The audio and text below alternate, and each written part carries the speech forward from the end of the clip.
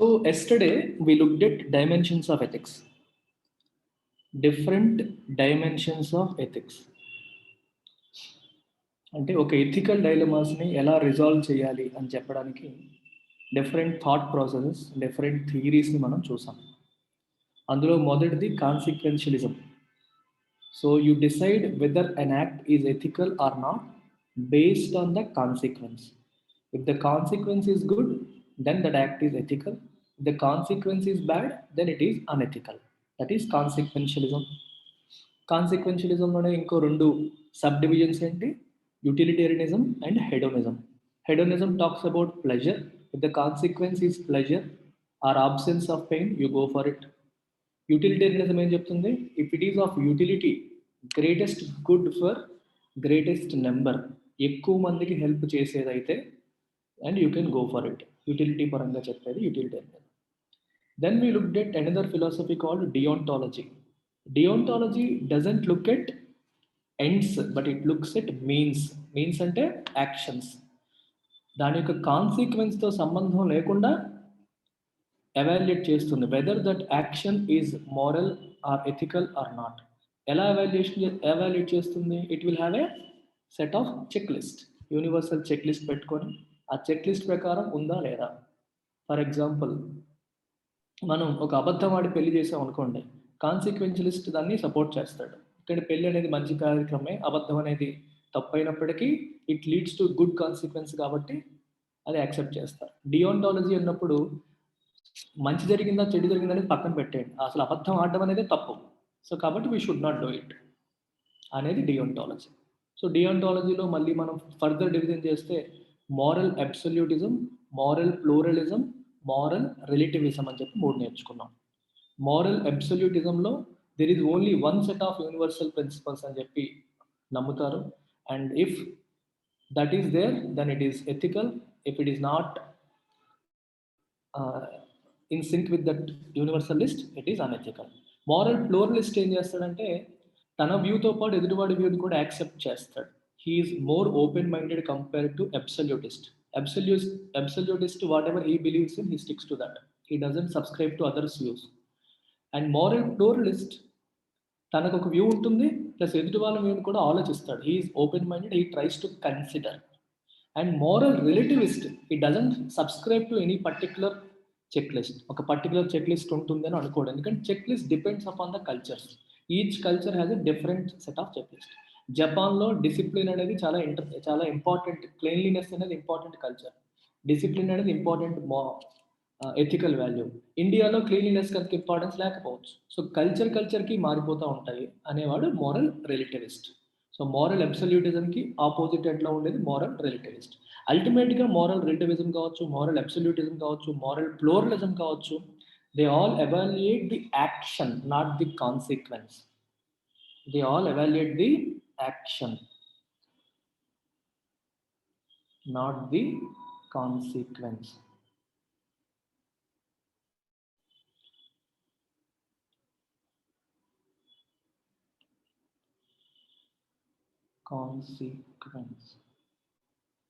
Consequentialism focuses on this, and deontology focuses on this, and virtue ethics focuses on the person and his virtues.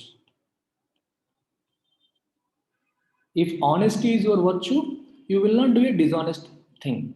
Action మనం evaluate చేయం, అక్కడ ఆ వ్యక్తి యొక్క virtues అనేవి తను డైరెక్ట్ చేస్తాయి. That is the difference between deontology and virtue ethics. So ఈ మూడు మనం నిన్న చూసాం.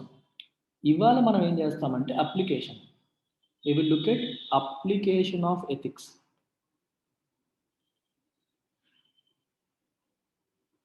అప్లికేషన్ ఆఫ్ ఎథిక్స్లో భాగంగా first and the most important is environmental ethics.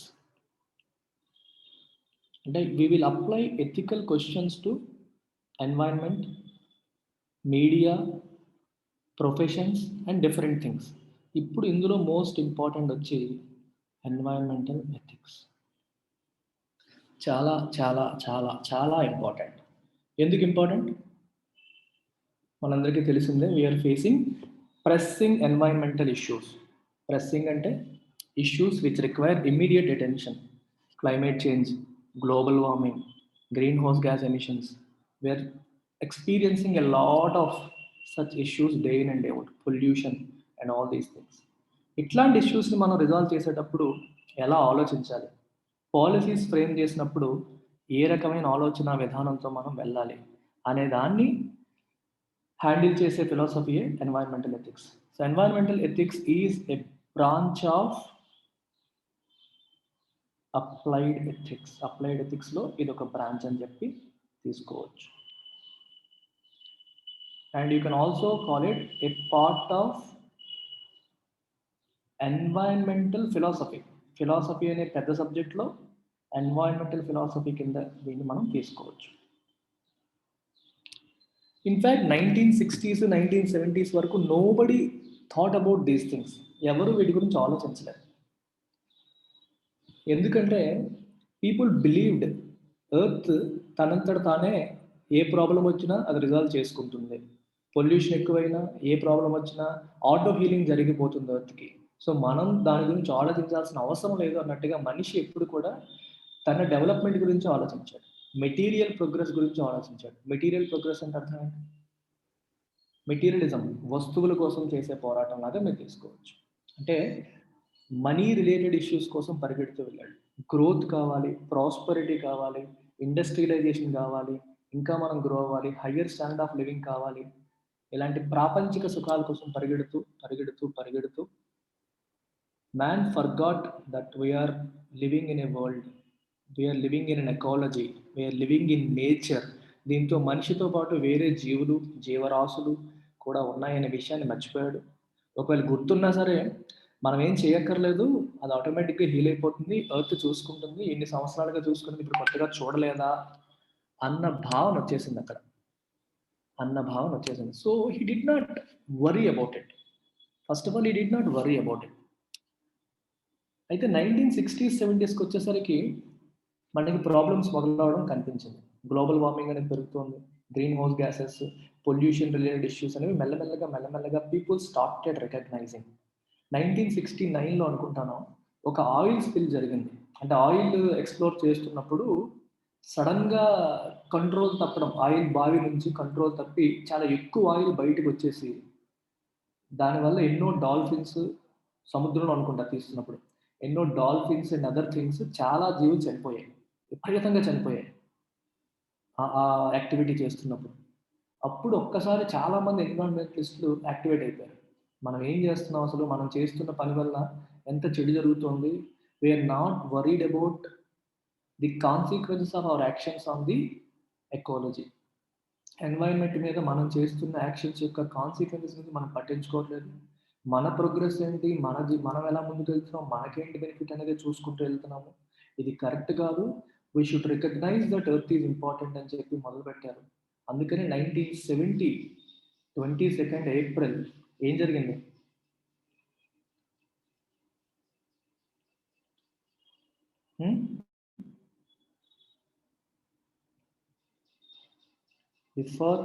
First Earth Day was celebrated.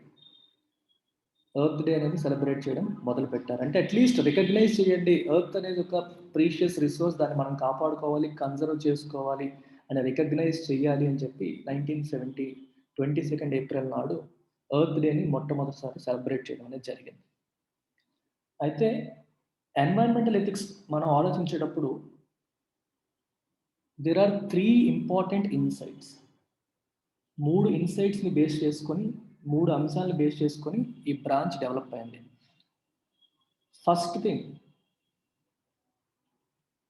ethics cannot be built without consideration of natural beings. Ethics ఈ point ఎందుకు రాశారో తెలుసా? అప్పటి వరకు ఎథిక్స్ అనేసరికి ఎప్పుడు కూడా they only use to consider humans, only మనుషుల గురించి మాట్లాడేవారు. మీకు ఇంకా ఇంకొంచెం మీకు ఫర్దర్ ఎక్స్ప్లెనేషన్ చెప్పాలంటే డియోంటాలజీ కానీ, వర్చు ఎథిక్స్ కానీ, లేకపోతే ముందు మాట్లాడిన కాన్సిక్వెన్షియలిజం కానీ, ఈ 3 కూడా దేని గురించి మాట్లాడుతున్నాయి? ఫెలో హ్యూమన్ బీయింగ్స్ గురించి. కాన్సిక్వెన్స్ అంటే నాకేంటి ఉపయోగం. డియాంటాలజీ అన్నా, వర్చ్యూ ఎథిక్స్ అన్నా ఏదైనా సరే ఇక్కడ ప్లాంట్ గురించి కానీ, యానిమల్ గురించి కానీ, ఎన్వైరన్మెంట్ గురించి కానీ, ఎర్త్ గురించి కానీ కన్సిడరేషన్ లేదు. ఒక యాక్షన్ ఎథికలా, నాన్ ఎథికల్ అని డిసైడ్ అయ్యేటప్పుడు you're considering the impact on other humans and you. అంతే, నీ మీద మిగిలిన హ్యూమన్స్ మీద ఉన్న ఇంపాక్ట్ గురించి ఆలోచిస్తున్నామే తప్పితే you are not concerned about the impact on the environment. అప్పటి వరకు 1970s వరకు కూడా nobody, Plato, Aristotle, Immanuel Kant deontology తీసుకొచ్చారు. Virtue ethics is a branch of Aristotle నుంచి వచ్చాయి. ఇలా ఎంతమంది ఎన్ని చెప్పినా సరే and nobody worried about environment. Human related ethics కానీ మాట్లాడారు. కానీ ఎన్వైరన్మెంటల్ ఎథిక్స్కి ఫౌండేషన్ అంటే ethics cannot be built without consideration of natural beings. మనుషులే కాదు, అదర్ న్యాచురల్ బీయింగ్స్ని కూడా కన్సిడర్ చేసి మనం ఎథిక్స్ని బిల్డ్ చేయాలి. అంటే మనం ఒక డెసిషన్, ఒకటి కరెక్టా తప్ప. ఎథిక్స్ అనేది ఏంటి? సెట్ ఆఫ్ ప్రిన్సిపల్స్ కదా, a set of principles that guide a society, దాన్నే మనం ఎథిక్స్ అని అంటాం. మరి ఆ ప్రిన్సిపల్స్ మనం డివైస్ చేసేటప్పుడు we should also consider the environmental aspects, not just human aspect. Other natural బీయింగ్స్ని కూడా కన్సిడర్ చేయాలి అని ఒక ఫిలాసఫీ నుంచి ఎన్వైరన్మెంటల్ ఎథిక్స్ అనేవి వచ్చాయి. ఇంకా ఏం చేయాలి? The scope of ethics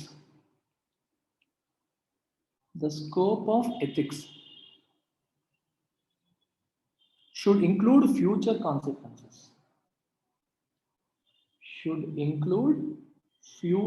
consequences.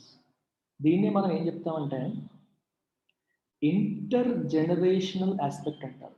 ఇంటర్జనరేషనల్. ఇవి మీకు వినడానికి కష్టంగా అనిపించినా చాలా ఈజీ. ఈరోజు మనం ఏమంటున్నాం? Are we not talking about sustainable development today? Sustainable development అనే పదం మనం మాట్లాడట్లేదు? చెప్పండి. సస్టైనబుల్ డెవలప్మెంట్ అనే పదం ఎందుకు వచ్చింది?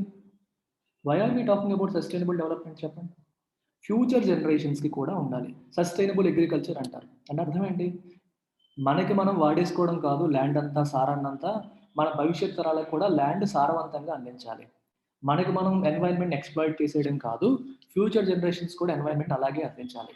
మనం ఏదైతే అనుభవిస్తున్నామో నెక్స్ట్ జనరేషన్ కూడా దాన్ని ఎక్స్పీరియన్స్ చేయాలి, అనుభవించాలి అనేదే కదా ఇక్కడ ఉద్దేశం. అది మనం మాట్లాడుతున్నాం. సో దాన్నే మనం ఏమంటాం? Inter generational aspect. ఎన్వైరన్మెంట్ పరంగా ఆలోచించేటప్పుడు కూడా ఈరోజు మనకేమొస్తుంది, ఈరోజు మనకేం జరుగుతుందని కాదు, నెక్స్ట్ జనరేషన్ కూడా దృష్టిలో పెట్టుకోవాలి. అంటే ఒక యాక్షన్ కరెక్టా కాదా? ఎథికల్ డైలమా అంటే అర్థం ఏంటి? ఒక యాక్షన్ కరెక్టా కాదా అని డిసైడ్ అవ్వడం. కరెక్టా కాదా అని డిసైడ్ అయినప్పుడు నువ్వేం ఆలోచించాలి? నెక్స్ట్ జనరేషన్ కూడా దృష్టిలో తీసుకొని, ఈ రోజు నాకు ఉపయోగపడుతుంది ఒక పని చేస్తే నేను చేసేస్తాను అనుకోకూడదు. నెక్స్ట్ జనరేషన్ కూడా దృష్టిలో పెట్టాలి. ఇంటర్ జనరేషనల్ కాంపోనెంట్స్ని కూడా ఆలోచించి డిసైడ్ అవ్వాలి అనేది ఇక్కడ ఉద్దేశం. ఇది second component, right? Intergenerational outlook. We call it intergenerational outlook. And third thing వచ్చేసి, first we have to recognize that human life is possible. మనిషి ఎలా బతకాలి, అలా బతకాలి, మనిషికి ఏం ఉండాలి, ఎలా ఉండాలి అని ఇవన్నీ మాట్లాడేస్తున్నాం. అసలు మనిషి బతకాలి అంటే, హ్యూమన్ లైఫ్ పాసిబుల్ అవ్వాలి అంటే what should be the pre condition? Earth అనేది హెల్దీగా ఉండాలి. Earth should be healthy. So proper condition of earth is mandatory. Earth కండిషన్లో ఉంటేనే మనిషి లైఫ్ పాసిబుల్ అవుతుంది. అది దాన్ని ఫస్ట్ రికగ్నైజ్ చేయాలి మనం. Unless we recognise it, we will not be able to make an informed decision with respect to environment అని చెప్పి అంటారు. అర్థమైందా? So 3 aspects, 3 foundational principles. You have to recognize that earth is a valuable resource and we must preserve it. మిగిలిన వాళ్ళని consider చేయకుండా మనం build చేయలేము. Future జనరేషన్స్ని consider చేయకుండా డెసిషన్స్ తీసుకోకూడదు. అండ్ ఎర్త్ అనేది ఒక మోస్ట్ ఇంపార్టెంట్ వాల్యుబుల్ రిసోర్స్ అని కూడా మనం రికగ్నైజ్ చేయాలి. రికగ్నైజ్ చేసిన తర్వాతే we can do whatever we can. ఈ 3 ఇన్సైట్స్ని బేస్ చేసుకొని ఎన్వైరన్మెంటల్ ఎథిక్స్ అనేవి బిల్డ్ చేశారు. సో ఈ 3 ఫౌండేషనల్ ప్రిన్సిపల్స్ అని చెప్పి మీరు తీసుకోవచ్చు. ఇక్కడ మీకు ఒక ఇంపార్టెంట్ కాన్సెప్ట్ చెప్పాలి. when we spoke about values, value అంటే ఏంటి? What is important to us, what we feel is important to us is value. Values ని మనం డివైడ్ చేయొచ్చు. ఎలా డివైడ్ చేయొచ్చో తెలుసా? Instrumental values, intrinsic values. Instrumental value, intrinsic value. ఇంకొంచెం easy పదాల్లో మీకు చెప్పాలంటే intrinsic is end value, instrumental is mean value. సగం మందికి ఇక్కడ అర్థమై ఉండొచ్చు. ఇంకా అర్థం కాని వాళ్ళ కోసం next example. Success could be your end value, hard work could be mean value. అంటే సక్సెస్ అనే ఎండ్ రీచ్ అవ్వాలంటే హార్డ్ వర్క్ అనే మీన్స్ అవసరం. ఇది కూడా వాల్యూయే. If you think success is important, success is part of your value system. If you think hard work is important, hard work is part of your value system. But hard work అనేది ఎండా కాదు. Hard work is a means అంటే మార్గం. Success అనేది end. And some people might say success is means, happiness is end. ఇలా కూడా అనుకోవచ్చు. నా ఎండ్ గోల్ వచ్చేసి happiness, for that I have to succeed.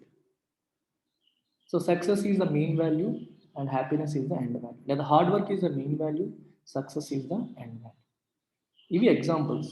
ఇక్కడ మీరు అర్థం చేసుకోవాల్సినవి 2 పదాలు: intrinsic value, instrumental value.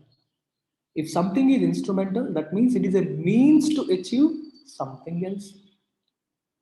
It is a means to achieve something else. That is not an end in itself, but it is only a means to achieve something else. Make example, hard work. When I say hard work is a means to achieve success. Success is my end value or intrinsic value, and hard work is my instrumental value. Instrumental is mean, intrinsic is end. Any doubts? This is important for you. ఇది మీకు అర్థమైతే మనం next వెళ్ళబోయేవన్నీ మీకు అర్థం అవుతాయి. So దీన్ని base చేసుకొని మీకు ఎన్వైరన్మెంటల్ ఎథిక్స్ డిఫరెంట్ అప్రోచెస్ అనేవి ఆధారపడతాయి.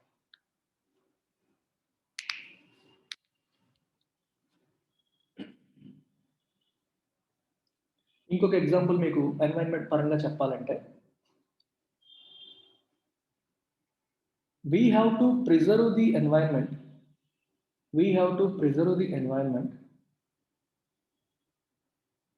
If we don't preserve, human life నాశనం అయిపోతుంది అన్నాం అనుకోండి.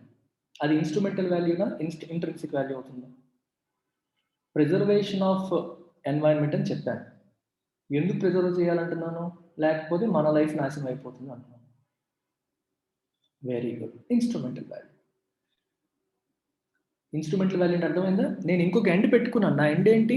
నన్ను నేను కాపాడుకోవాలి, హ్యూమన్ లైఫ్ని కాపాడుకోవాలి అంటే ఎన్వైరన్మెంట్ని కాపాడుకోవాలి అన్నాను అనుకోండి. So preservation is a value, but it is not your intrinsic value. దీనికి దాన్ని నువ్వు ఎండ్ గోల్గా పెట్టుకోవట్లా. That is an instrumental value, because your end goal or your intrinsic value is to preserve human life. Human life preserve చేయాలంటే you have to preserve environment. So your intrinsic value should be to preserve human life, and instrumental value to preserve that could be preserve environment. ఇప్పుడు అర్థమైందా? Intrinsic, instrumental, everyone?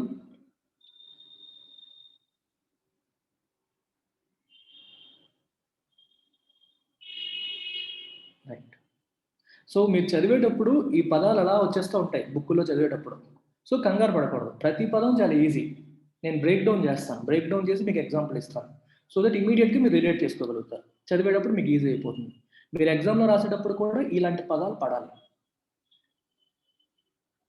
ఇలాంటి పదాలు పడితే మీకు understanding ఉందని తెలుస్తుంది. ఓకేనా? సో ఇది మీకు ముందే చెప్పు ఉండాలి, మర్చిపోయాను. సరే ఇప్పుడు కవర్ అయిపోయింది, మీకు అర్థమైపోయింది కదా. ఇప్పుడు ఈ బ్యాక్గ్రౌండ్తో మీరు ఒకసారి ఆలోచిద్దాం. ట్రెడిషనల్ ఎథిక్స్, స్టార్టింగ్లో మనకి ఎథిక్స్ అన్నీ కూడా దేని మీద బేస్ చేసుకుని ఉండేవి? With exclusive focus on human beings.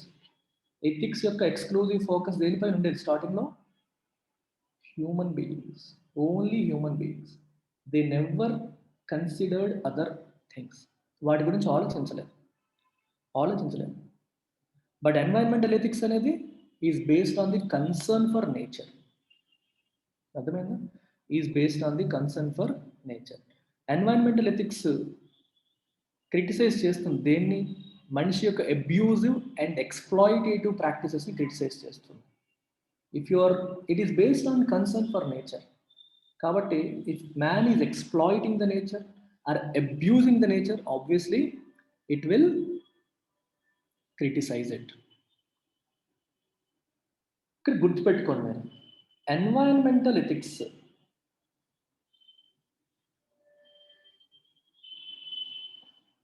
Different theories ఉన్నాయి ఎన్వైరన్మెంటల్ ఎథిక్స్లో కూడా. So some theories give instrumental value to them and some theories give intrinsic value to them. ఇప్పుడు నా స్టేట్మెంట్ మీనింగ్ అర్థమైందా? Some theories give instrumental value to environmental ethics, some theories give intrinsic value to environmental ethics. అంటే అర్థం ఏంటి? కొన్ని theories ఏం చెప్తాయంటే environmental ethics మనం follow అవ్వాలి. ఎందుకు ఫాలో అవ్వాలి? అల్టిమేట్గా హ్యూమన్కి అది మంచి చేస్తుంది కాబట్టి. అదేంటి? Instrumental. Are you getting it? ఇలా చేయకపోతే మనం నష్టపోతాం, ఇలా చేస్తేనే మనకు ఉపయోగపడుతుంది అనే thought process is giving instrumentality to environmental ethics. And there is another thought process which gives environmental ethics intrinsic value. అంటే అర్థం ఏంటి? We have to give value because they deserve it. అంతే. మనకేదో ఉపయోగపడుతుందని కాదు, మనకు ఉపయోగపడుతుందని చేయడం కాదు. వాళ్ళకి ఇవ్వాలి, వాళ్ళు మనలాగే పుట్టారు, ఈ జంతువులు మనలాగే పుట్టాయి, మొక్కలు మనలాగే ఈ నేచర్లో ఉన్నాయి, we have to preserve, they deserve it అని భావించడం giving intrinsic value to it. That is an end goal in it self. Preserve it అంతే. వాడికి ఇంపార్టెన్స్ ఇవ్వండి, రికగ్నైజ్ చేయండి, గౌరవించండి, కాపాడండి. ఎందుకోసం అని ఆలోచన మనకు అక్కర్లేదు. ఫ్యూచర్ జనరేషన్స్ కోసం అని కూడా కాదు. Don't even think about future generations.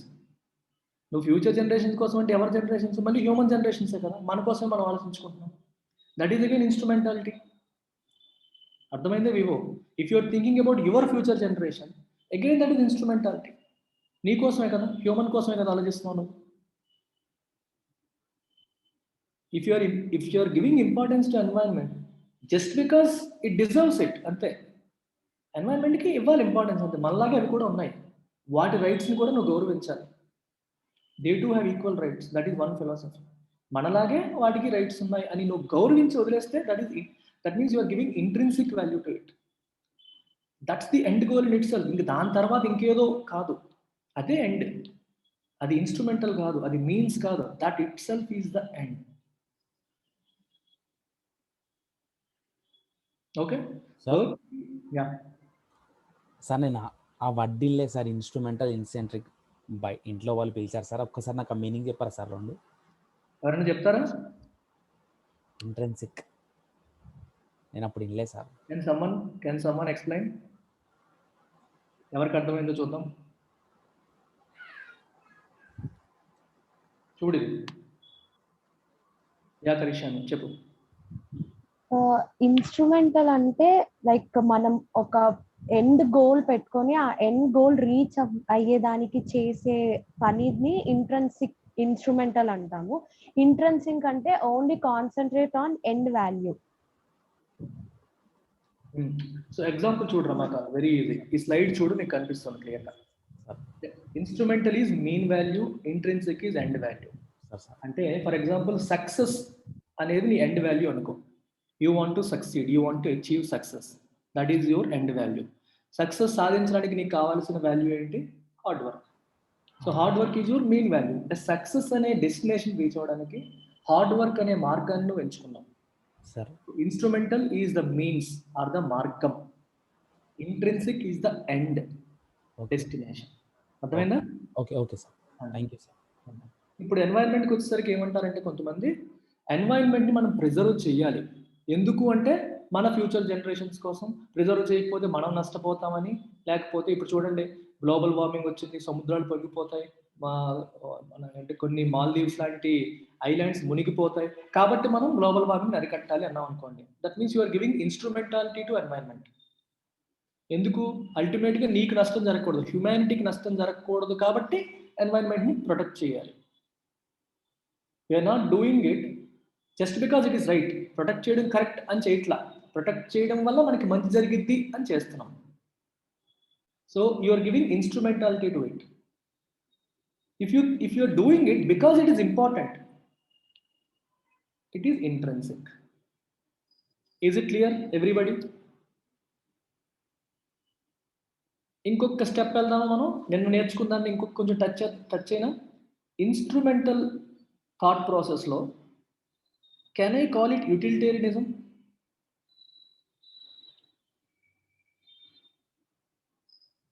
నిన్న నేర్చుకున్నాం ఈ పదం యూటిలిటేరియనిజం. అంతే కదా, నీ యూటిలిటీ పరంగా నువ్వు ఆలోచిస్తున్నావు. Because it is useful to you, you have utility for preserving the environment, so you will preserve it. You will preserve the environment because it has utility for you. సో ఒక రకంగా ఇది యూటిలిటేరియనిజం కింద వస్తుందా రాదా? వస్తుంది. You are doing it because it is of utility to you. నీకు utility ఉంది కాబట్టి నువ్వు చేస్తున్నావు, నీకు ఉపయోగం ఉంది కాబట్టి నువ్వు చేస్తున్నావు, లేకపోతే చేయవు. Can we also call it anthropocentricism? Anthropology వాళ్ళు చెప్పాలి, వాట్ ఈజ్ anthropocentricism?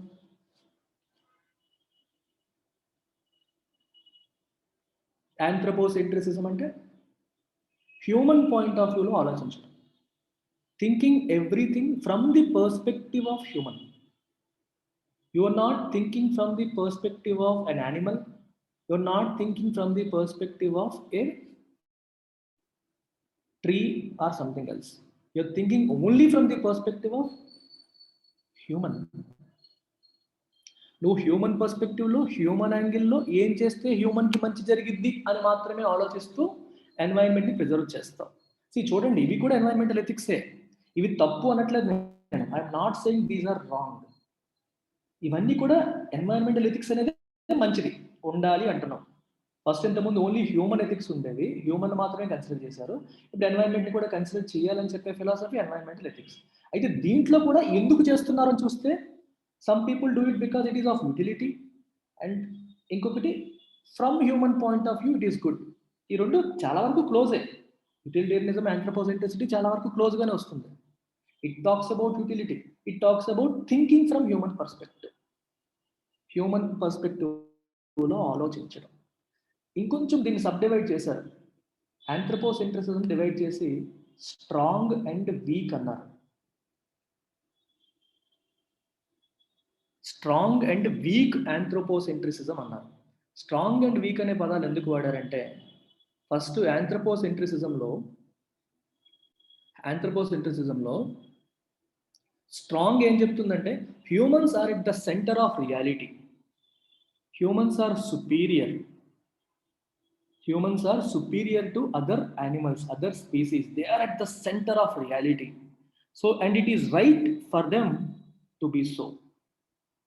వాళ్ళే అందరికంటే morally అందరికంటే ఎక్కువ డెవలప్ అయిన వాళ్ళు, వాళ్ళే మధ్యలో ఉన్నారు. They are the strongest of all species. So కాబట్టి వాళ్ళ వైపు నుండి ఆలోచించడం కరెక్ట్ అంట. వీక్ ఆంథ్రోపోసెంట్రిసిజం ఏమంటుందంటే, రెండు ఆంథ్రోపోసెంట్రిసిజం. వీక్ ఏమంటుందంటే, we can only interpret what is happening outside from human standpoint. ఎందుకంటే వేరే వాళ్ళ పాయింట్ ఆఫ్ వ్యూలో మనం ఆలోచించలేం కదా. హ్యూమన్ స్టాండ్ పాయింట్లోనే మనం హ్యూమన్స్ కాబట్టి మనం హ్యూమన్ పాయింట్ ఆఫ్ వ్యూలోనే ఆలోచించగలుగుతాం. రియాలిటీని మనం హ్యూమన్ పాయింట్ ఆఫ్ వ్యూలోనే ఆలోచించగలుగుతాం. కాబట్టి ఆంథ్రోపోసెంట్రిసిజం ఉండాలి. సో రెండు ఒకటే, మనిషి పరంగా ఆలోచించి నిర్ణయాలు తీసుకోవాలి, మన పాయింట్ ఆఫ్ వ్యూలో ఆలోచించి నిర్ణయాలు తీసుకోవాలి. మీకు అప్లికేషన్కి వచ్చేసరికి, if you see Kyoto Protocol కావచ్చు, ఇంకా చెప్పండి కొన్ని ఇంటర్నేషనల్ ట్రీటీస్ ఇలాంటి ఎన్వైరన్మెంట్కి సంబంధించినవి, ప్యారిస్ క్లైమేట్ అగ్రిమెంట్ కావచ్చు, ఇవన్నీ మాంట్రియాల్ ప్రోటోకాల్ కావచ్చు, ఇవన్నీ కూడా ఆంథ్రోపోసెంట్రిసిజం నుంచి వచ్చినవే. ఇన్స్ట్రుమెంటల్ ఫిలాసఫీ నుంచి వచ్చినవే, అవన్నీ ఇంట్రెన్సిక్ ఫిలాసఫీ నుంచి వచ్చినవి కాదు.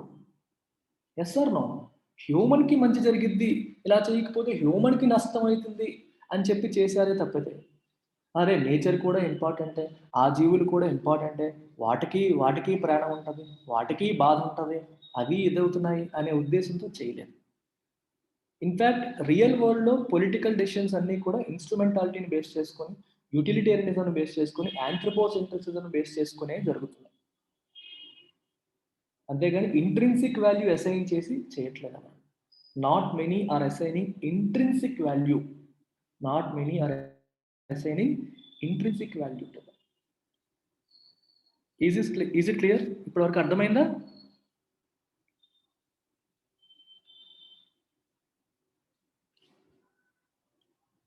ఎవ్రీవన్, మీకు మంచి నోట్స్ ఇస్తాను, దీనికి పీడిఎఫ్ నేను తయారు చేసి ఇస్తాను, అండ్ దీనిపైన ఒక క్వశ్చన్ కూడా మనం ప్రాక్టీస్ చేద్దాం. సో ఈ చాప్టర్లో ఎథిక్స్ అండ్ హ్యూమన్ ఇంటర్ఫేస్ చాప్టర్లో I'm giving extreme importance to this particular topic. So ఈ టాపిక్కి I give you a good PDF, మంచిగా చదవండి అది, అండ్ దీనిపైన ఒక క్వశ్చన్ కూడా ప్రాక్టీస్ చేద్దాం. దీనిపైన ఒకటి అండ్ వాల్యూస్ పైన ఒక క్వశ్చన్, 2 క్వశ్చన్స్ నేను ఐడెంటిఫై చేశాను. ఎకానమీలో నేను ఎలాగైతే చేస్తామో we will solve both questions in the class. నేను కంప్లీట్గా మీకు పర్స్పెక్టివ్ ఇస్తాను ఎలా హ్యాండిల్ చేయాలని.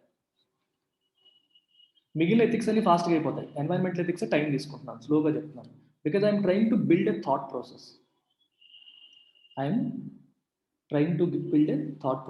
సో అటెన్షన్ పే చేయండి. సో ఇప్పుడు ఇంట్రిన్సిక్ వాల్యూకి వద్దాం. ఇంట్రిన్సిక్ వాల్యూకి వచ్చేసరికి దేర్ ఆర్ టూ థియరీస్. ఒకటి లిబర్టేరియన్ ఎక్స్టెన్షన్ అంటారు, లిబర్టేరియన్ వ్యూ. ఇంతక త్రిపుర చెప్పింది, ఏం చెప్పింది? Just like us they to have rights. అర్థమైందా? మనకెలాగ రైట్స్ ఉన్నాయో బతకడానికి, జీవించే హక్కు మనకెలా ఉందో పక్షులకి, జంతువులకి, మొక్కలకి అన్నింటికి కూడా రైట్ ఉంటుంది. ఇన్ఫ్యాక్ట్ ల్యాండ్కి కూడా రైట్ ఉంటుంది, రాక్స్కి కూడా రైట్ ఉంటుంది అని చెప్పి ఆలోచించే వ్యూ లిబర్టేరియన్ వ్యూ. దీన్ని ప్రపోజ్ చేసింది మార్షల్. ఈ పేర్లు మీరు రాయకపోయినా పర్లేదు, గుర్తుంటే రాయండి, లేకపోతే లేదు. Marshall has propose libertarian view. ఇది ఒక సివిల్ లిబర్టీ అప్రోచ్ అనమాట. సివిల్ రైట్స్, లిబర్టీ, స్వేచ్ఛ, ఈక్వాలిటీ, జస్టిస్ అని ఎలా అయితే మన గురించి మనం మాట్లాడతామో, సిమిలర్గా ఎన్వైరన్మెంటలిజంలో కూడా కమ్యూనిటీలో జనరల్గా ఏమంటారు? All members of community should have equal rights అనేది కదా సివిల్ లిబర్టీ వ్యూ. ఒక కమ్యూనిటీలో ఉన్న అందరికీ ఒకటే రకమైన రైట్స్ ఉండాలి, ఒకే రకమైన గౌరవం ఉండాలి అనేది లిబర్టేరియన్ వ్యూ. అయితే సివిల్ లిబర్టీ వ్యూలో ఓన్లీ కమ్యూనిటీలు ఎవరిని మనం కన్సిడర్ చేస్తున్నాం? ఓన్లీ హ్యూమన్స్ని కన్సిడర్ చేస్తున్నారు. ఇక్కడే ఉంటున్నారు హ్యూమన్స్తో పాటు land, rocks, living beings, non living beings, everything is community, everything is part of community. So every one has equal rights అని భావించేది లిబర్టేరియన్ వ్యూ. ఇప్పుడు ఈ వ్యూ ద్వారా కూడా నువ్వు ఎన్వైరన్మెంట్ని ప్రిజర్వ్ చేస్తావు, ప్రొటెక్ట్ చేస్తావు, ఎక్స్ప్లాయిట్ చేయవు. కానీ do you have any other end in mind? ఇంకేదన్నా గోల్ ఉందా ఇలా చేయడంలో? థింక్ చేయండి ఒకసారి. ఇంకేదన్నా గోల్ దృష్టిలో పెట్టుకొని నువ్వు ప్రిజర్వ్ చేస్తున్నావా? Or because you think they are also equal like us అని చేస్తున్నావా? You're doing it because you think they are also equal. That is libertarian view. అందుకే ఇది ఇంట్రిన్సిక్ ఎందుకు వస్తుంది? You recognise it as an intrinsic value, not as an instrumental value. End goal లేదు, అదే end. That's where it ends. దీని ద్వారా ఇంకోటి ఏదో సాధిద్దామన్న యూటిలిటీ ప్రిన్సిపల్ లేదు అక్కడ. That where it ends, that's it. That is libertarian view.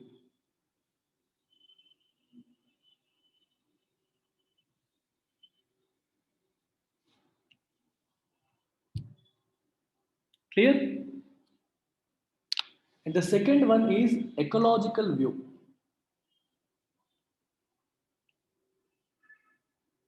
So దీనికి ఇంకొంచెం వెళ్తే డీప్ ఎకాలజీ అంటారు, డీప్ ఎకాలజీ. సో దీనికి 8 ప్రిన్సిపల్స్ ఉంటాయి, మాట్లాడదాం వాటి గురించి కూడా.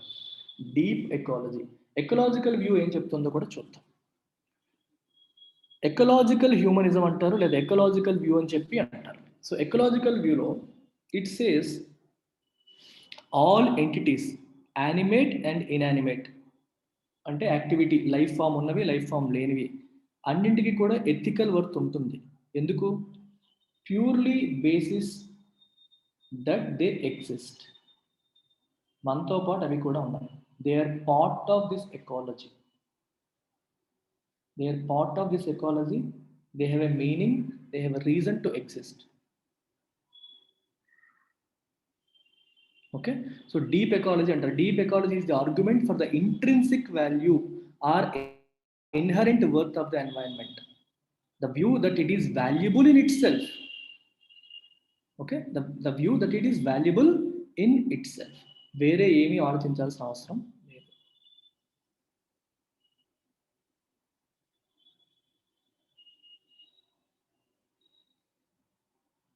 ఒక్క నిమిషం ఆగండి.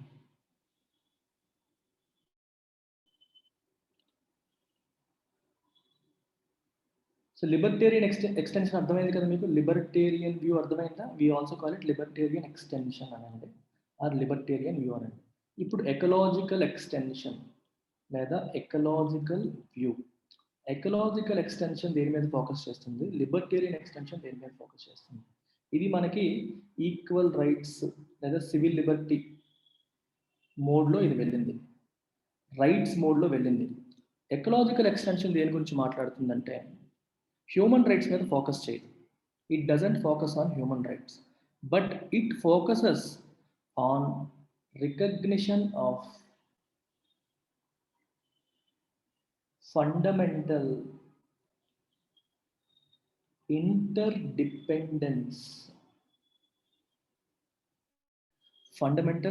interdependence of all biological and abiological entities and their diversity. అర్థమైందా? ఎకాలజీ అంటాం చూడండి మనం ఇప్పుడు. What is ecology? ఎకాలజీ అంటే ఇట్ ఇంక్లూడ్స్ లైఫ్ ఫామ్స్, అన్నిటినీ కలిపి కదా మనం ఎకాలజీ అని అంటాం. సో ఫండమెంటల్లీ ఇంటర్ డిపెండెన్స్ అనేది ఉంటుంది ఒక జీవికి ఇంకో జీవికి, ఒక జీవికి అది ఉన్న ఎన్వైరన్మెంట్కి, ఆ అడవికి జంతువులకి, జంతువులకి మనుషులకి గాలికి నీరుకి. Everything is inter connected, everything is interdependent. కాబట్టి మనం వాటిని వదిలేయాలి, వాటిని ప్రిజర్వ్ చేయాలి. We don't have any right to కెలికిఫై ఇట్. దాన్ని కెలికే హక్కు మనకు లేదు. అర్థమైందా అనేది ఎకలాజికల్ ఎక్స్టెన్షన్.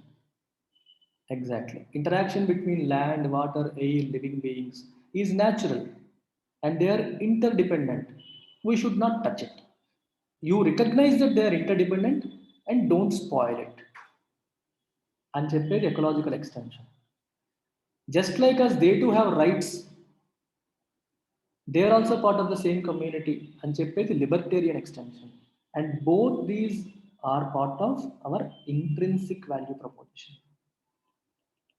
ఈ రెండు they assign, both of them assign intrinsic value to environment.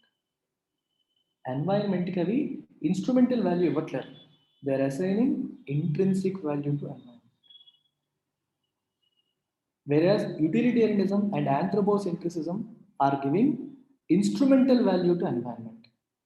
So ఇప్పుడు చెప్పిన 4 కూడా మనకి ఎన్వైరన్మెంట్ని ప్రొటెక్ట్ చేయమని చెప్తున్నాయి. కానీ ఆ 2 చెప్పడానికి గల కారణాలు వేరు, ఈ 2 చెప్పడానికి గల కారణాలు. ఇన్ఫాక్ట్ ఈ రెండింటిని కలిపి మనం we have another word called conservation ethics అంటారు. మనం చిన్నప్పటి నుంచి పుస్తకాల్లో ఏం చదువుకున్నాం చెప్పండి? చిన్నప్పటి నుంచి బుక్స్లో కన్జర్వ్ చేయాలి, రెడ్యూస్, రీయూజ్, రీసైకిల్, కన్జర్వ్ చేయాలి అని పుస్తకాల్లో చెప్పారు 10th క్లాస్ నుంచి 8th క్లాస్ నుంచి. ఎవరైనా సరే ఏ పుస్తకాల్లో అయినా సరే కన్జర్వ్ చేయాలి because they are also important, conserve చేయాలి because they to have equal rights అని చెప్పారా? చెప్పలేదు. కన్జర్వేషన్ చేయాలి ఎందుకోసం? మన కోసం కన్జర్వ్ చేయాలి. ఈరోజు మనం విపరీతంగా వాడేస్తే భవిష్యత్ తరాలకు ఉండదు. ఇప్పుడు మన సస్టైనబుల్ డెవలప్మెంట్ గోల్స్ ఉన్నాయి, అది ఇన్స్ట్రుమెంటలే కదా. ఇంట్రెన్సిక్ ఎక్కడ ఉంది సస్టైనబుల్ డెవలప్మెంట్ గోల్స్లో? సస్టైనబుల్ డెవలప్మెంట్ ఉండాలి, but it has to be sustainable. అంటే భవిష్యత్ తరాలకి హాని కలగకుండా మనం డెవలప్మెంట్ చేసుకోవాలి అంటారు.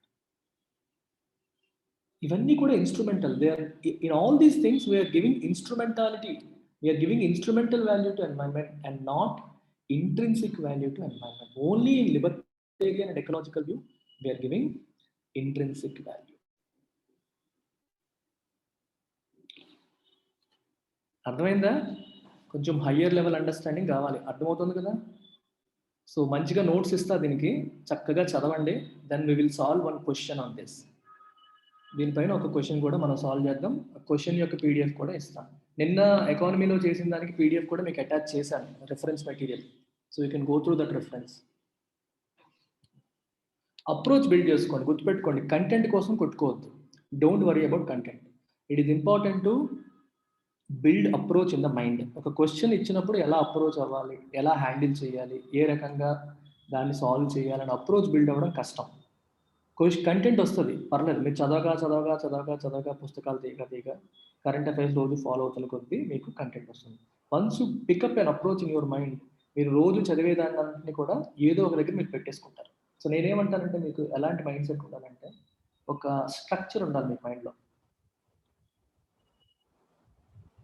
స్ట్రక్చర్ ఉన్నప్పుడు everyday you read lot of information, lot of content చదువుతూ ఉంటారు. న్యూస్ పేపర్స్లో కావచ్చు, ఎక్కడైనా కావచ్చు, రకరకాల ప్లేసెస్లో చదువుతూ ఉంటారు. ఇప్పుడు ఎన్వైరన్మెంట్కి సంబంధించి ఎథికల్ డైలమా ఏదన్నా హిందూలో కానీ ఎక్కడో ఎడిటోరియల్ వచ్చింది అనుకోండి, you read something, you will pull it in to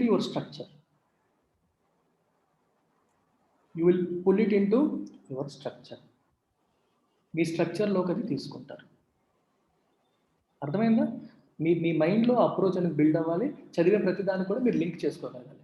linking will help you retain content. చాలా మంది సఫర్ అవ్వడానికి కారణం అదే. If you memorise it, it is difficult for you to retain it.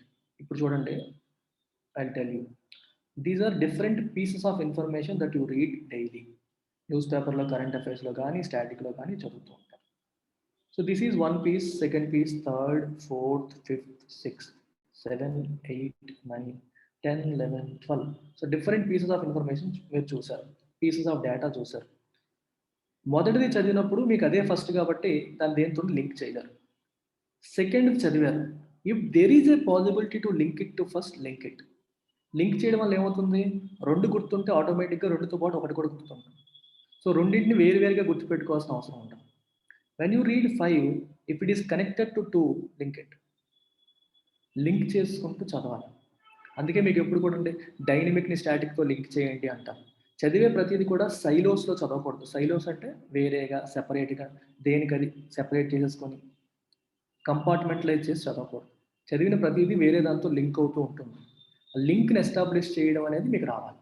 ఆ లింక్ని ఎస్టాబ్లిష్ చేయడం వస్తే you will succeed in UPSC. అప్పుడు మీకు స్ట్రెయిన్ ఉండదు బ్రెయిన్లో, కష్టపడరు. ఎక్కడో హిస్టరీలో నేర్చుకున్నది పబ్లిక్ అడ్మినిస్ట్రేషన్లో ఉపయోగిస్తారు, పిఎస్ఐఆర్లో నేర్చుకున్నది పాలిటీలో ఉపయోగించగలుగుతారు, ఎథిక్స్లో నేర్చుకున్నది సోషియాలజీలో ఉపయోగించగలుగుతారు. Because everything is inter connected. ఆ ఇంటర్ కనెక్షన్ని మీరు అర్థం చేసుకోవాలి. అర్థం చేసుకోగలిగినప్పుడే ఇవన్నీ సబ్జెక్ట్ అనేది మీకు ఈజీ అవుతుంది. లేకపోతే చాలా డిఫికల్ట్గా భావిస్తారు, భయపడిపోతారు. కంగారు పడకండి, టెన్షన్ పడకండి, అన్నీ కూడా సాల్వ్ అవుతాయి. అర్థమైపోయింది కదా మీకు? సో 4 అయిపోయాయి. అయితే ఇందులో ఇంకొకటి ఉంది. So if you want to talk about it, అది కూడా మీరు రాయాలంటే రాయొచ్చు, అన్ని బుక్స్లో లేదు. హ్యూమనిస్ట్ థియరీ అని ఉంది. Humanist theory is also part of conservation ethics. Conservation ethics అంటే మళ్ళీ ఇన్స్ట్రుమెంటల్ అందులోకి వస్తుంది. కన్జర్వేషన్ ఎథిక్స్లో హ్యూమనిస్ట్ థియరీ ఏం చెప్తుందంటే, humanist theory requires moral agents. అంటే for example ethical worth, moral or ethical worth estimate చేయడానికి దే నీడ్ ఎ క్రైటీరియా కావాలి. For example veganism తీసుకోండి. వీగనిజం తీసుకుంటే it takes sentience as a criteria. What is sentience? Who is a sentient creature?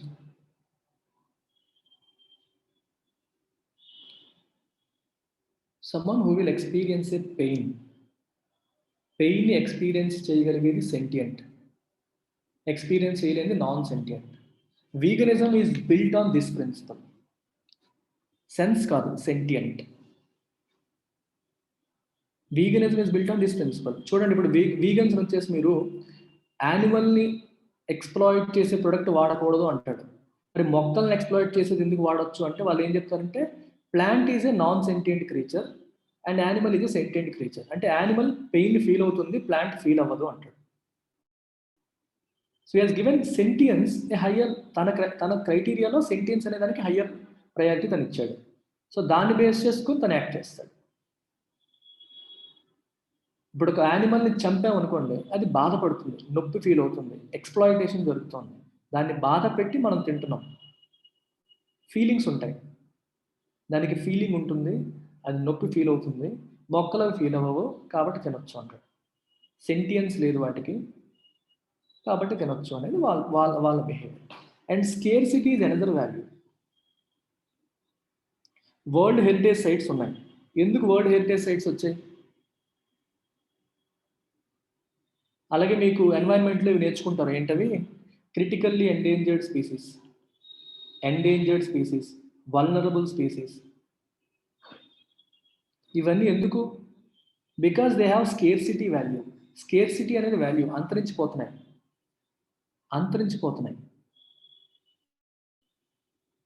భవిష్యత్తుకి మనం భవిష్యత్ తరాలు వాటిని చూడాలి అంటే ఇక్కడ కూడా చూడండి. దేనికోసం? Again it is instrumental, not intrinsic. Scarcity value ఉందండి. ఒక జీవి కానీ ఒక ఇవి కానీ భవిష్యత్ తరాలు వాటిని చూడలేవేమో అంటే మన భవిష్యత్ తరాలు వాటిని చూడాలి అనే ఉద్దేశంతో మనం చేస్తాం. లేదా ఎన్వైరన్మెంట్కి దాని వాల్యూ ఉంటుంది, దానివల్ల మనిషికి ఉపయోగం ఉంటుంది అనే ఉద్దేశంతో మనం చేస్తాం. ఇక్కడ స్కేర్సిటీ అనేది వాల్యూ, ఇక్కడ సెంటియన్స్ అనేది వాల్యూ. ఇవి హ్యూమనిస్ట్ థియరీస్. అంటే హ్యూమన్స్ కొన్ని వాల్యూస్కి హయ్యర్ ప్రయారిటీ ఇస్తారు. ఆ హయ్యర్ ప్రయారిటీ బేస్ చేసుకొని they make decisions. What ever ఈ స్కేర్స్ వీ మస్ట్ ప్రిజర్వ్. ఇప్పుడు చూడండి, పులులు తగ్గిపోతున్నాయి, పులులు ప్రిజర్వ్ చేయాలి. ఇప్పుడు స్కేర్సిటీ వాల్యూ నుంచి వచ్చిన ఎగ్జాంపుల్స్ మీరు చెప్పొచ్చా? శాంక్చురీస్, వైల్డ్ లైఫ్ శాంక్చురీస్ వచ్చాయి. ఎందుకు? To preserve the animal life. Wild లైఫ్ని ప్రిజర్వ్ చేయాలి. స్కేర్స్ అయిపోతుంది లేకపోతే. రేపు పొద్దున్న మనం పులి ఏంట్రా అంటే పుస్తకాల్లో చూపించాలి కానీ బయట చూపించడానికి కావదు. Bio reserves, biosphere reserves, natural parks, ఇవన్నీ ఎందుకు వచ్చాయి? స్కేర్సిటీ ఉంది, వాటిని మనం కాపాడుకోవాలి. దాని యొక్క ఎక్స్టెన్షన్స్ అనమాట ఇవన్నీ. స్కేర్సిటీ అనే వాల్యూ నుంచి వచ్చిన ఎక్స్టెన్షన్స్ ఇవన్నీ. Exactly. So humanist theory is also part of your conservation ethics. ఇది కూడా part of your conservation ethics కింద వస్తుంది. సో ఇదే బ్రాడ్ లెవెల్లో తీసుకుంటే ఇన్స్ట్రుమెంటల్ అండ్ ఇంట్రిన్సిక్. సో మీరు నోట్స్ చదివినప్పుడు నేను చెప్పినట్టుగా ఉండదు. సో నేను దాన్ని మీకు అర్థమయ్యేలాగా మార్చి చెప్పాను. సో క్లాస్ అనేది మీకు more important than notes. So ఈ అండర్స్టాండింగ్తో నోట్స్ చదువుకోండి. మీకు పీడిఎఫ్ ఇచ్చినప్పుడు చదువుకోండి. ఈ అండర్స్టాండింగ్ మీకు ఉంటే మైండ్లో ఈజీగా ఆన్సర్స్ రాస్తారు. It's not going to be difficult at all. చాలా ఈజీగా రాసిస్తారు. ఓకే. సో డీప్ ఎకాలజీ అని చెప్పాను. డీప్ ఎకాలజీ అనేది ఇందులో మాట్లాడాం మనం. లిబర్టేరియన్ వ్యూలోనే డీప్ ఎకాలజీ అని కూడా మాట్లాడాం. సో డీప్ ఎకాలజీ ఏం చెప్తుందో కూడా చూసేద్దాం. It has some principles, 8 principles of deep ecology. ఎగ్జామ్లో రాస్తే ఉపయోగపడతాయి. ఇంకేమో డీప్ ఎకాలజీ అనే దాన్ని ఆర్నే ఈయన పేరు లేని ఈయన ప్రపోజ్ చేశాడు. Norwegian philosopher. He proposed this deep ecology. So deep ఎకాలజీకి 8 ప్రిన్సిపల్స్ ఉంటాయి. 8 ప్రిన్సిపల్స్ నేను ఇక్కడ రాస్తాను, మీకు పీడిఎఫ్లో ఎలాగో ఇస్తాను, కంగారు పడక్కర్లేదు. ఈ 8 ప్రిన్సిపల్స్ ఏం చెప్తున్నాయంటే, వీళ్ళు ఏమంటారంటే, proponents of deep ecology believe that the world does not exist as a resource to be freely exploited by humans. Humans ఫ్రీగా ఎక్స్ప్లాయిట్ చేయడం కోసం ఈ ప్రపంచం లేదు. The ethics of deep ecology hold that a whole system is superior to any of its parts. Whole is superior to any of its parts. You are only one part of it. Nuvu superior anukokodu. Whole system is superior. Humans, animals, plants. The whole system is superior, not just you. అని చెప్పి వీళ్ళు 8-tier platform ఇస్తారు. అంటే వాళ్ళు చెప్పిన దానికి 8 principles వాళ్ళు చెప్తారు. సో ఆ ప్రిన్సిపల్స్ ఏంటో చూద్దాం. పీడిఎఫ్లో మీరు చదవచ్చు మళ్ళీ. So let me tell you the principles. I'm reading out one by one. The well-being and flourishing of human and non-human life have value in themselves. చూడండి, human life, non human life యొక్క well-being అంటే అన్నీ మంచిగా ఉండడం. Well-being of human life as well as non human life has a value in it self. అంటే అర్థం ఏంటి? When I say it has a value in it self, what value am I attaching? Instrumental or intrinsic? Intrinsic. It is a value in itself. వేరే దానికోసం కాదు. Human life well-being ఉండాలి, అలాగే non human life well-being కూడా ఉండాలి. That is a value in itself. అది వేరే దానికోసం అని కాదు అనేది first principle. So they say it is intrinsic. These values are independent of the usefulness of the non human world for human purposes. Non human world మనకి ఉపయోగపడుతుందా లేదా అనే దాంతో సంబంధం లేకుండా వాటి వెల్-బీయింగ్ అనేది ఇంపార్టెంట్ అని నువ్వు గుర్తించాలి అంటాడు. Irrespective of their utility, irrespective of their resourcefulness or usefulness to you. నీకు యూస్ఫుల్లా కాదనుకో, నీకు మనకి కామన్గా ఇమీడియట్గా ఏమొస్తుంది? మనం కాపాడాలి, ఎందుకంటే మనకి అది ఉపయోగపడుతుంది కదా. మన యూటిలిటేరియన్స్, మనందరం కూడా utilitarians. We are all utility maximisers. Humans are naturally utility maximisers. దాన్ని దాటి మనం ఆలోచించగలగాలి ఎథిక్స్ అర్థం కావాలంటే. మనకి తెలిసిన దాన్ని దాటి మీరు వెళ్ళగలిగితేనే ఎథిక్స్ మీకు అర్థమవుతుంది. ఓకే, అండ్ ఇంకెంతే ఇలా 8 పాయింట్స్ ఉంటాయి మీకు. Richness and diversity of life forms contribute to the realisation of these values and are also values in themselves. Richness and diversity ఇవి గొప్పవి. అంటే ఇప్పుడు ఏవైతే మనం మాట్లాడుతున్నామో వాటన్నిటికీ రిచ్నెస్ అండ్ డైవర్సిటీ అనేది ఉండాలి. అవి ఉంటేనే వెల్-బీయింగ్ అనేది మనకి పాసిబుల్ అవుతుంది. So they are values in themselves. Humans have no right to reduce this richness.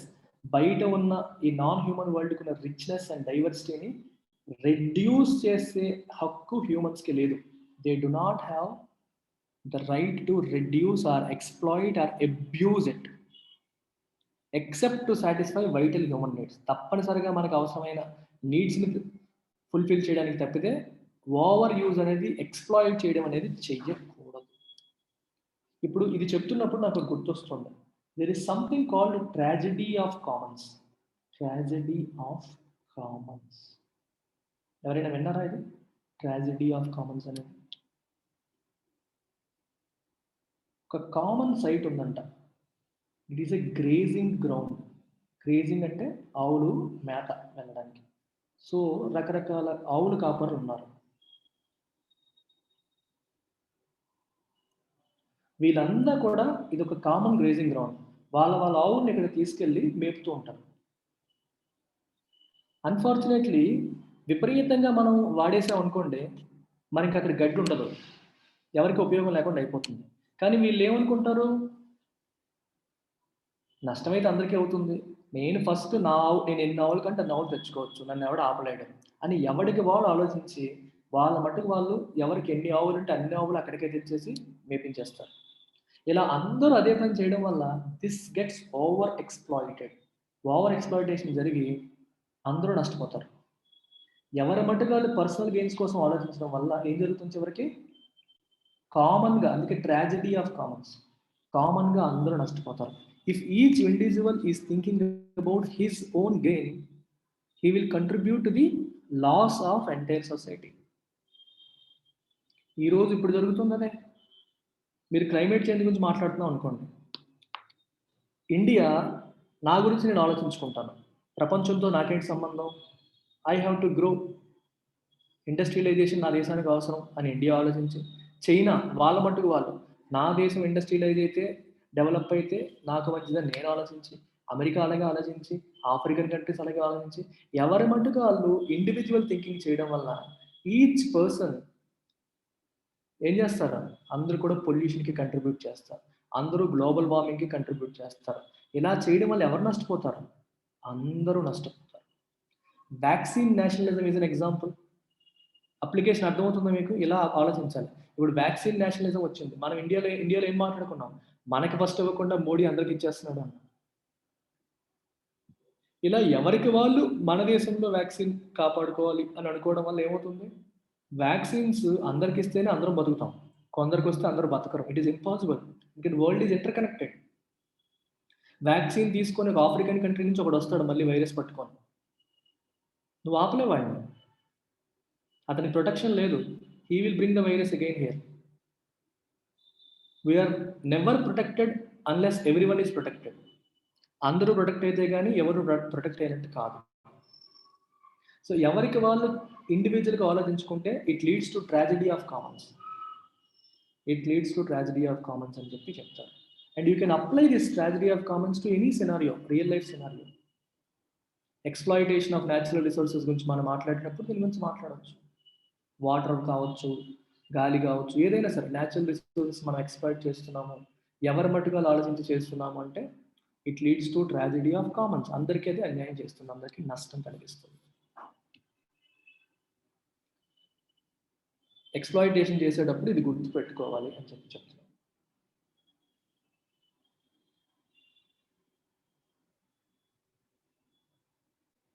And ఇంకొక పాయింట్ వీళ్ళు ఏం చెప్తారంటే the flourishing of human life and culture is compatible with a substantial decrease of human population.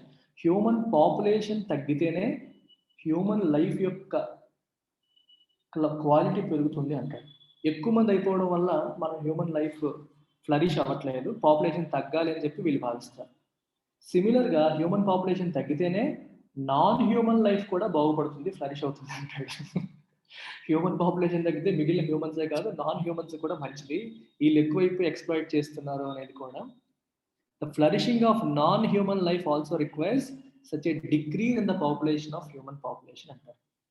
Human population decrease కావాలని చెప్పి. And they also say present human interference with the non human world is excessive. చాలా ఎక్కువగా ఉంది ఇప్పుడు. Non human world విషయంలో human interference చాలా ఎక్కువగా ఉంది. అండ్ సిచ్యువేషన్ రోజు రోజుకి వర్సన్ అయిపోతుంది అంటారు. అది 5th. 6th వచ్చేసి so policies must be changed. ఈరోజు మనం తీసుకున్న పాలసీస్ అన్నీ కూడా మారాలి. వీటన్నిటిని దృష్టిలో పెట్టుకొని మనం పాలసీస్ అనేవి తీసుకోవాలి.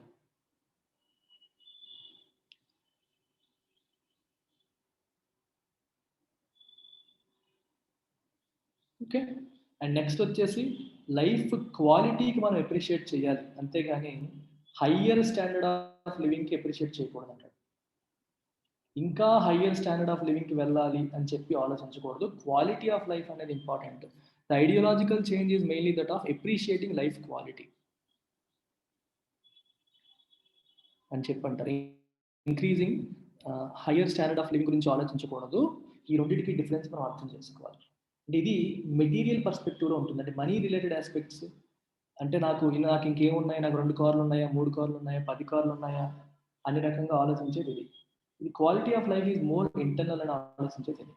ఇలా ఎక్స్టర్నల్గా మనం తెచ్చుకునే వాటిలో ఉండదు, ఇంటర్నల్గా ఉన్న దాంట్లో ఉంటుంది అనే సెన్స్లో ఇది వస్తుంది.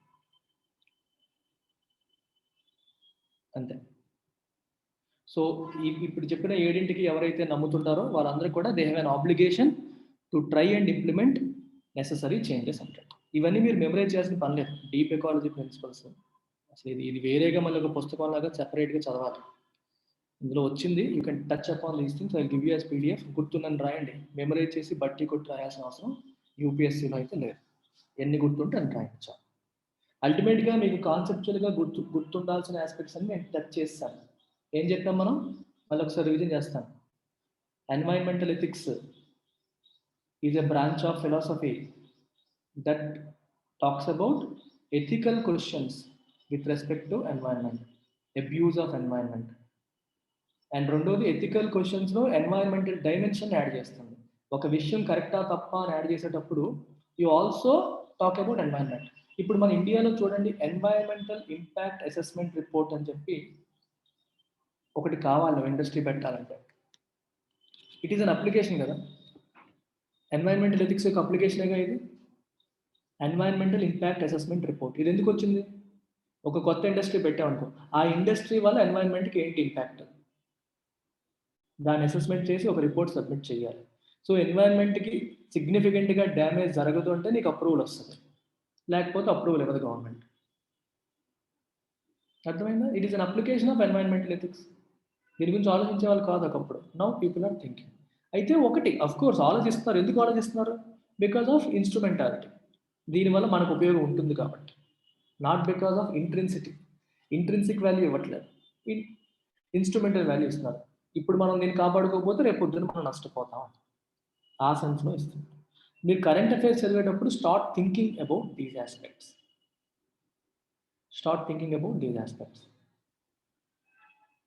ఓకేనా?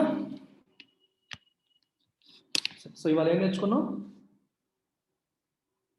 ఎన్వైరన్మెంటల్ ఎథిక్స్లో భాగంగా థియరీస్ ఏం నేర్చుకున్నాం చెప్పండి. ఫస్ట్ది యూటిలిటేరియనిజం, ఆంథ్రోపోసెంట్రిసిటీ, లిబర్టేరియన్ వ్యూ, ఎకలాజికల్ వ్యూ. ఈ రెండు ఇంట్రిన్సిక్ వాల్యూని అసైన్ చేస్తున్నాయి దేనికి? ఎన్వైరన్మెంట్కి. ఈ రెండు ఇన్స్ట్రుమెంటల్ వాల్యూని అసైన్ చేస్తున్నాయి దేనికి? Environment. Ultimately all four talk about conserving environment, but ఈ రెండు ఇచ్చే వ్యూ వేరు, ఈ రెండు చెప్పే వ్యూ వేరు. This talks about civil rights, civil Liberty లాగా మనకి ఎలాంటి రైట్స్ ఉన్నాయో వాళ్ళకి ఎలాంటి రైట్స్ ఉన్నాయని చెప్పేది. This talks about interdependence. Each entity is interdependent. ఎకాలజీలో అన్ని ఒకదానికొకటి ఇంటర్డిపెండెంట్ అండ్ ఒకదానికొకటి లింకప్ అయి ఉన్నాయి కాబట్టి దాన్ని టచ్ చేయకూడదు అంటారు. ఇది human centric thinking, human centricity. Human point of వ్యూలో ఏది మంచి అయితే అది చేయడం. అంటే ఇప్పుడు చూడండి, ఒక పని చేస్తే ఇప్పుడు మంచిదే, కానీ మన ఫ్యూచర్ జనరేషన్స్ నష్టం అనుకోండి, మళ్ళీ చేయకూడదు. Human centricity. Utilitarianism, greatest good for greatest అనేది ఉంటుంది. అట్ ద సేమ్ టైం ఇప్పుడు చేస్తే మన ఫ్యూచర్ జనరేషన్స్కి ఉంటుందన్నా కూడా మనకే నష్టం, యూటిలిటీ లేదు. సో ఇవి ఇన్స్ట్రుమెంటల్, ఈ రెండు ఇంట్రిన్సిక్. ఇవాళ క్లాస్ అయిపోయింది, అర్థమైందా? Can I close or you have any questions?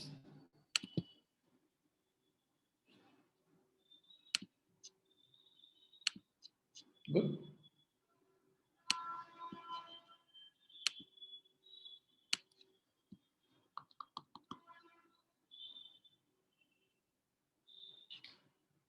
Okay then, take care. Bye. So రేపు చెప్పనా క్లాస్? సండే ఒక క్లాస్ ఎగ్గొట్టాం కదా, కవర్ చేసినా రేపు?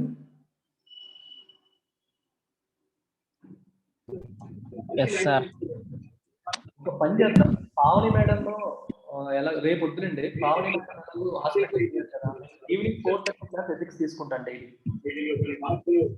మేడం ఎలాగో రేపు కాబట్టి నేను 2 క్లాసెస్ పరిగెట్టాను. So Monday bye.